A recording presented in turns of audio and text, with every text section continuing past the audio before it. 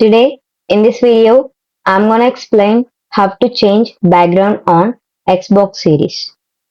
Go to settings from top right, then go to personalization from the general, then click on my background. Then click on solid colors and game art.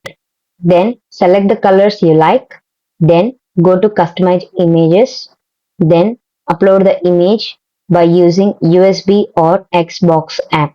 Then go to screenshots, select screenshots that you took. Then from the bottom, click on three dots. Then select it as set as background. Then go to home and check the background. Then go to settings, personalization, my background. Now go to dynamic backgrounds. From the bottom, select the backgrounds. Go to games, Xbox, abstract for different backgrounds. By following the steps, you can change background on Xbox Series. If this video helped you out, please leave a like and comment down below. If this worked for you, thanks for watching.